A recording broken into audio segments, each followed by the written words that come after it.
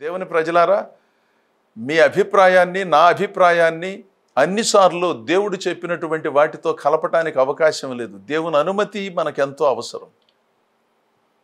దేవుడు చెప్పినటువంటి సంగతులను చెప్పినట్లుగానే మనం జరిగించాలి. ఒకవేళ పొరపాటు జరిగితే ఆ పొరపాటును సవరించుకోవాలి. దేవుని మాటను ధిక్కరించి జీవజలముల ఊటను వదిలిపెట్టి నీళ్లు నిలవని తొట్లను తొలిపించుకొని, అంటే మన అభిప్రాయాలు అనే తొట్లను తొలిపించుకొని, నేను ఎలాగే చేస్తాను, నేను ఎలాగే భక్తి చేస్తాను, నేను ఎలాగే వస్తాను, ప్రతిసారి ప్రార్థనా మందిరానికి వస్తేనే దేవుని సేవించినట్ల నా గుండెలో దేవుడు ఉన్నాడు ఏంటి అనుకుంటున్నారు? అసలు ప్రార్థనా మందిరానికి వెళ్ళే వాళ్ళకంటే నేనే గొప్ప. ఇట్లాంటి వాళ్ళని చూసారా మీరు ఎప్పుడన్నాను?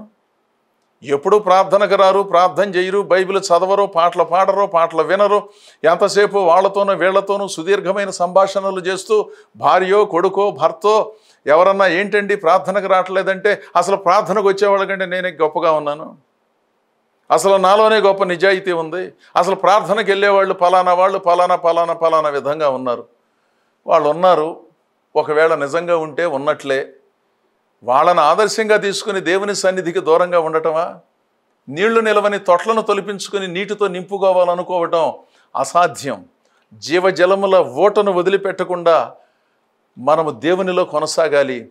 మనకు మనమే కష్టాన్ని, నీకు నీవే కష్టాన్ని, దుఃఖాన్ని కలిగించుకోకుండా దేవునిగా సేవిస్తూ దేవుని సన్నిధిలో సంతృప్తికరమైన జీవితాలను కొనసాగిస్తూ ముందుకు సాగుదాం.